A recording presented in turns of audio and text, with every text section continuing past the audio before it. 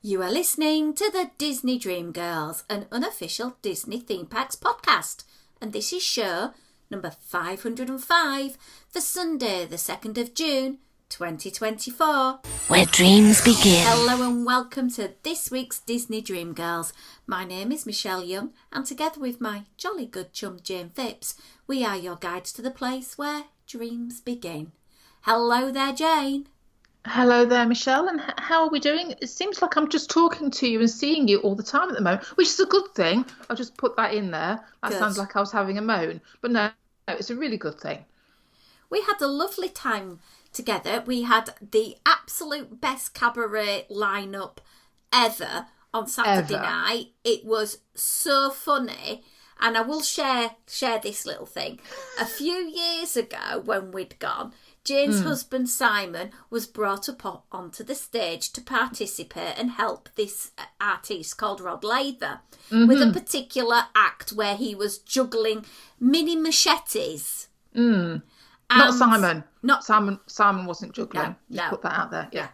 And then on Saturday night, he took Simon up onto the stage again to participate in the same part of the act. And because he'd done it before, this kept on coming up in the... Yeah, it was so funny. It was very funny. It was a very good roundup of acts on Saturday night. I think it's the most I've laughed in ages. I know. I said that to Tom. I said it when I got back. It was like, oh my word, it was the best lineup. And I felt so bad for the company that organised it because it wasn't even half full, which was such a shame. It was such a shame. And anybody in the UK, anything produced by Scarlet Daggers, Lila Dar Cabaret, Gilded Merkin, look her up. She puts on some fantastic shows. And I urge anybody in the UK, find a bit of burlesque with cabaret. You'll have a whale of a time. Yeah, and if anyone ever wants to join us, the next event, I don't know if either of us are going to the next one in October, but we'll probably do the Christmas one. Yeah, I think I might be donning some Star Wars actually the next date in October. So we may have to wait till Christmas. Yeah. Right, without too further ado, let's start with some Disney history. Okay. And I have the 31st of May, 1976, and I'm now suddenly feeling incredibly old. Actor Colin Farrell was born in Ireland.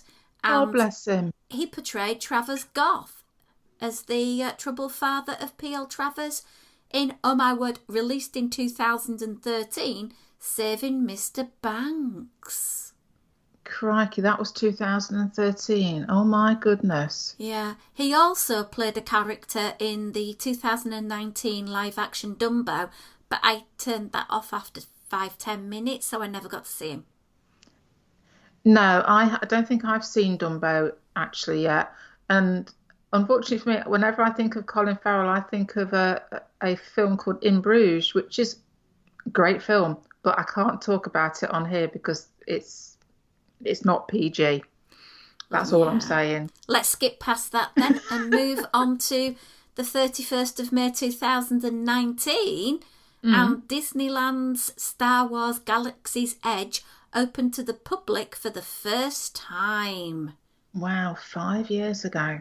I know, and Jane, you need to go to have a sort of first-hand perspective on the two attractions, Smuggler's Run and Rise of Resistance, and also the theming and perhaps the cuisine. I think from both Simon and I's point of view, whilst obviously rides are rides and they're very exciting and intriguing, I think we're so into the Star Wars aesthetic. I think we're more intrigued by how they've created the land, the prop building side of things that goes into creating such a land. We're getting to be so geeky in our old age, it's untrue. It's all good though. And that's really all I've got. However, there was something else that sort of links into other things I've been sort of thinking and watching about at the moment. And June 2020, the Jedi Training Academy ended in Walt Disney World. Have you had perchance an opportunity in your past trips to Walt Disney World seen this? I have seen it, never partook, and we have seen it with children in tow, and our children did not partake either. again, it's one of those, tags that they like to call immersive and all that type of thing. But it was sort of that vibe, that element of, kids were transported, given the robes, if I remember rightly, and, just giving Jack a chance to be part of that Star Warsy world. And I think I know what you're going to be saying, Shell. It's one of these free items that added to the atmosphere of a park that has not returned. Absolutely. I remember in 2010, and the kids, particularly Kieran, was so keen to get a role, and he didn't. And we always said, "Oh well, we'll come back again," and it never really happened. And he was quite lucky that when we went over to Disneyland, he was of the age where he could have participated, but chose not to because he sort of felt it was a little bit, he was a little bit too cool for school then.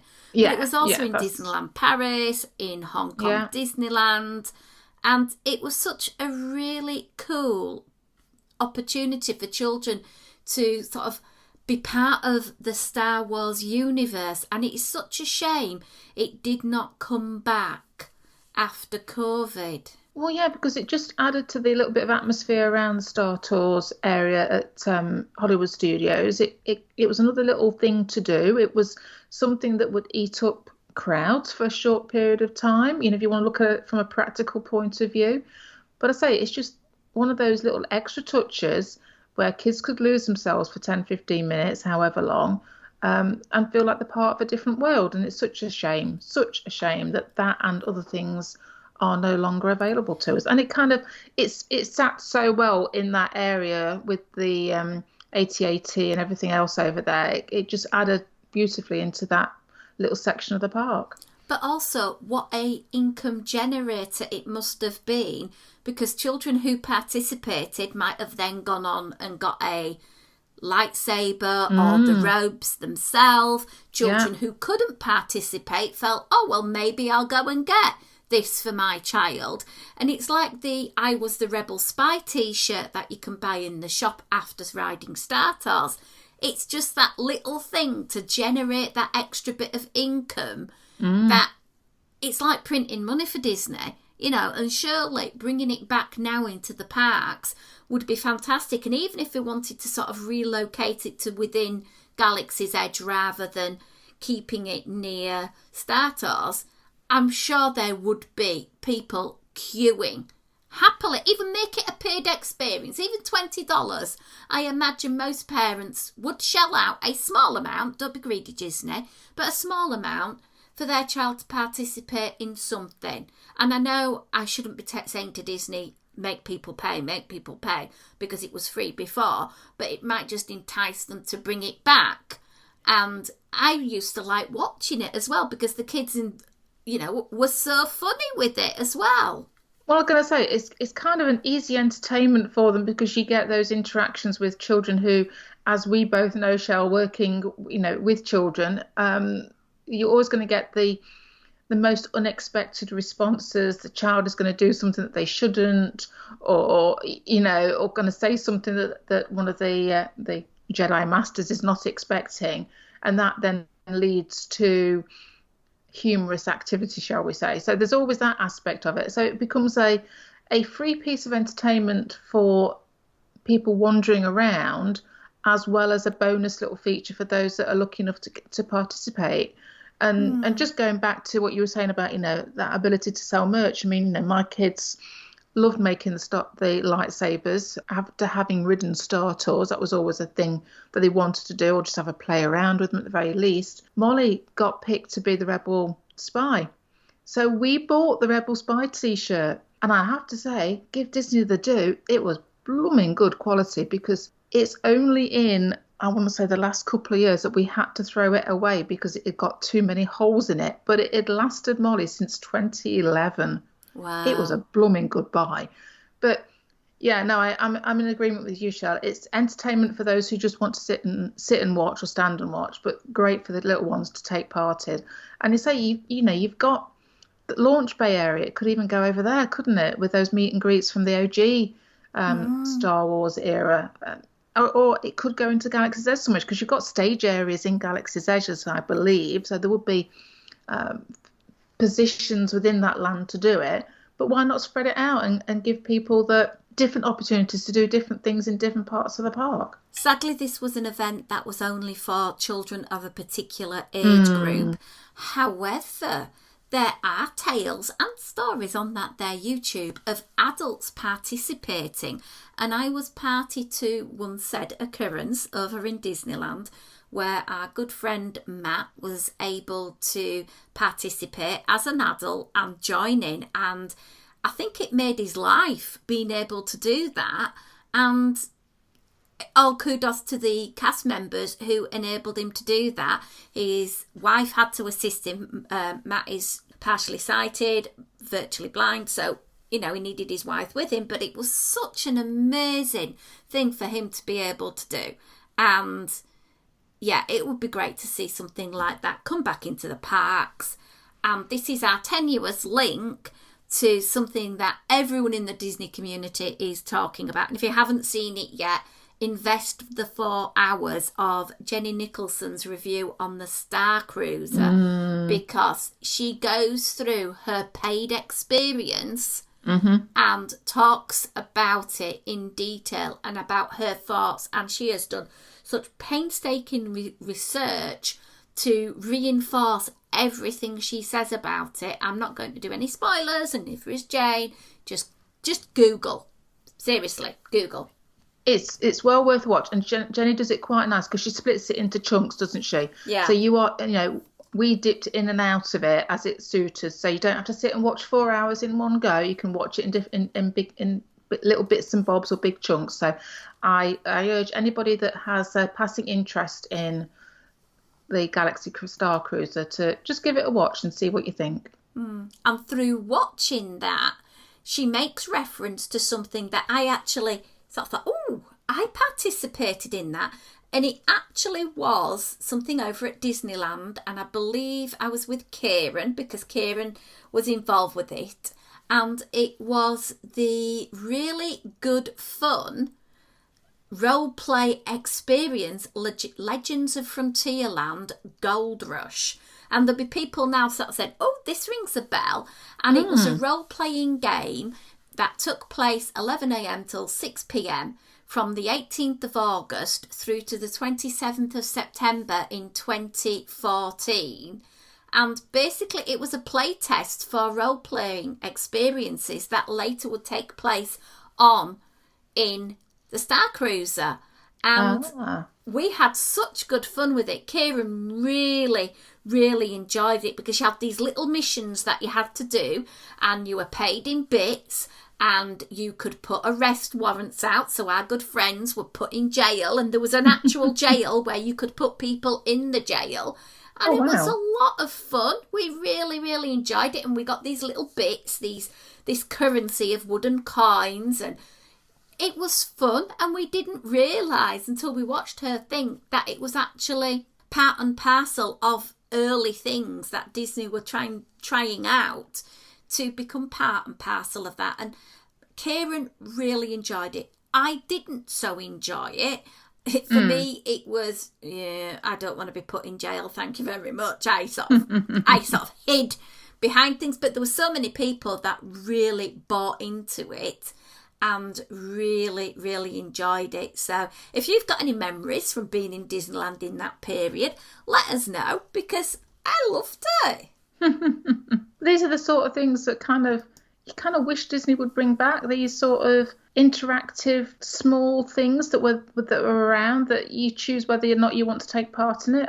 I think rather than being forced to take part in something or it being the only option, those things that are there should you wish to, I think they're sorely missed in some respects. Well, when you think that at the moment some of the attractions are commanding a 2-3 hour wait, it's really nice that there are things that you can do, rather than if you choose not to have the entire long wait, that you can try and do other things that, that attract crowds and enable people to still enjoy the park and their fandom in one way. Then I think it's brilliant, because as I say, I've been chatting with Caroline about our upcoming trip to Walt Disney World this summer, and we've been thinking about how we will manage things and how we will be able to ensure that we can do things that we want to do, but I've got to also be cognizant of the fact that there are certain things that she will not be physically able to do. We've been trying to get creative and thinking, well, if we're going to do a night at Hollywood Studios, maybe it's the last attraction we do, and get into the cooler line at the end of the night, rather than going at 3:00 in the afternoon and baking to death. Yeah. Well, I think that's a case of having to do a little bit more thought about planning for you guys, isn't it? But with the likes of, I think back to, was it Sorcerer of the Magic Kingdom and those sorts, and there was a pirate one as well, wasn't there? Yeah. But those sorts of activities could be a nice bit of respite for children, so that they've actually got something physical to do rather than just standing in a queue. When they're getting a bit, they get a bit itchy, don't they? And, they get a bit bored. I mean, I know kids nowadays have phones, which I suppose going back, 10, 15 years ago, children didn't have those to keep them occupied. But those type of things eat up some of the crowds, which then alleviates the pressure on some of the queue systems. So, I think it's having that marriage of shows and rides or attractions that eat up big amounts of people in big goes, and having these other littler activities happening around, so that you've got that breadth of things for people to do, depending on their ability, depending on their preference, because not everybody, me in question, I'm not a big roller coaster girl, but so it's nice for me to have other bits of things to do that are quieter and more subdued. So I think it's that case for Disney of trying getting back to this wider range of offerings, so they dispel the crowds and they give their guests a greater variety of things to do, should they wish to do them. There were other things, though. Things like, you used to be able to do the Kim Possible over in Epcot. Yeah. That was such a simple thing, but I do think Disney are sort of listening, and there seems to be a lot of things like the Smelliphants, where you can go round and smell the different Smelliphants and get stickers and things like that. So I think Disney have realised that there is value in these type of attractions. There just needs to be some more. But talking about killing time, one thing many people love to do is to go and visit characters. And two things I'd like to just briefly hit on. There's a talking dog at Animal Kingdom. Yeah. Oh, wow. Very cool. I am so excited to be able to go and see this meet and greet, and also the Figment one. It's getting me really, really excited about the whole trip. But also another little thing that hit in my mind is they've removed the Tinkerbell meet and greet from Town Square Theatre. Where you can go and meet Mickey Mouse. Yeah. They've removed Joy from Epcot's meet and greet. Yeah. So there is a new Inside Out film coming. Could they be putting in a semi-permanent meet and greet for those characters into Town Square Theatre in the one that was there for Tinkerbell? Oh, yeah, possibly. I would have thought I was going to say, would they move her to Hollywood Studios? But perhaps, Magic Kingdom would be. Or perhaps they're just having a general change around and they might be just mixing it up a little bit. We don't know, do we? I don't know. And there's also Communicore Hall, which is opening towards the end of June. Yeah. And you're going to be able to meet lots of characters there as well. So, yeah, it was very interesting. Anyway, if you want to hear more about Caroline and I's trip planning, we recorded a live in-person chat on, a couple of days ago now, and it's going to be available on patreon.com/Disney Dream Girls, and it is an exclusive podcast for our Patreon supporters. So a little bit of a thank you to you guys for supporting us, and hopefully you'll enjoy some of the little nuggets we share about our trip and how excited we both are on that front. Still on the topic of characters. Okay. I get confused over how to name characters. If there's things like Chip and Dale, I get confused. Do you know which is which? Yes. She says very hesitantly. She says, I just remember Chip as the black nose because of chocolate chip cookies. And Dale has the red nose. Yes. And I always remember that Dale has the red nose. I don't know what my association is. I just know Dale is red. Ah. What about Donald Duck's nephews, Huey, Dewey and Louie? Do you know which is which, Jane? No idea. I've got a way to tell you then. I've sorted it. It was like, when you start, sort of like Googling around things and then you go down a rabbit warren. Yeah. This was me the other day. They were created by storyboard artist Carl Barks for the Walt Disney Company from an idea proposed by the cartoonist Al Talaferro. Apologies if not pronounced properly. Originally, there was no way to tell the three of them apart. Oh, okay. Because their colours on their costumes were used interchangeably. Oh. But when the stories in the DuckTales cartoon series were put together, it got complicated, so they needed a way to identify who was Huey, who was Dewey, and who was Louie. So, this is so simple. Right, Dewey is blue. Right. Because dew is water and water is... blue. Absolutely. So Huey is always dressed in a hue of red. Okay. So Huey, Dewey, and then you've got left Louie, and leaves are green. What colour does Louie wear? He wears green. Green. Because he is left, and leaves and left, yeah. Okay. And I feel I'm going to be tested on this in about 4 weeks' time, and I'm still not going to know. Yeah, there's a quiz coming up.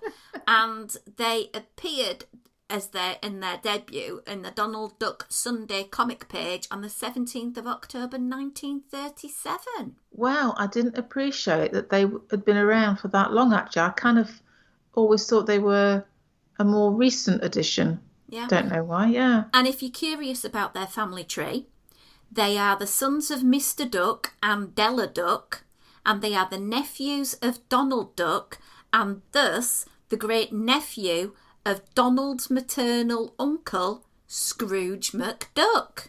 Ah. So that should make it all crystal clear to everybody. As crystal as, yeah. I tried my best, Jane, to demystify it for you. You did demystify it, Michelle, but whether my brain will actually hold on to the information is something that you can't possibly help me with. Oh, sorry, love. After all of that chit-chat, digression and going down rabbit holes, I did have a topic I wanted to talk about. And I've been looking around at different menus and I found a place I fancy really trying, Jane. Okay, somewhere you've not obviously tried before. No, because when I've sort of thought about the name, for me it screamed Universal, so I didn't know it was at Disney Springs. Okay, can I have a guess? Come on. Is it City Walk? Yeah, City Works Eatery and Poorhouse. You see, I've said it wrong. I said City Walk, which is, yeah, that's why I'm getting confused as well then, isn't it? Yeah. City Works, right. So they do a brunch and they have some amazing items on their brunch that you can go and order. Lots of little bits and share and pick and whatever, which is so my eating style at the moment. And one thing that they have are the most amazingly corny names. Or we like a bit of a pun, don't we, Shell? So you could have John Bon Jovi, which is a warm jumbo cinnamon roll with orange cream frosting. That's what I think of when I think of John Bon Jovi, yeah. Do Not Stop Believing. Okay. And these are powdered sugar-coated donuts with chocolate hazelnut sauce with a mixed berry jam.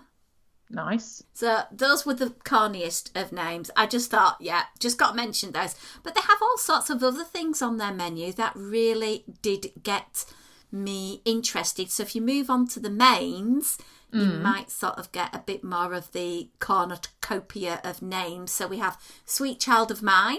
Okay. Which is a stuffed brioche French toast, Bailey's cream cheese, vanilla bean ice cream batter, mixed berry compote, and of course the obligatory powdered sugar. Of course. You've got the Boss, which is, of course, steak and eggs with cheesy potato casserole. You have Chimi Hendrix. Yeah. Which is a breakfast chimichanga. Ah, okay. Yeah. We have breakfast in America.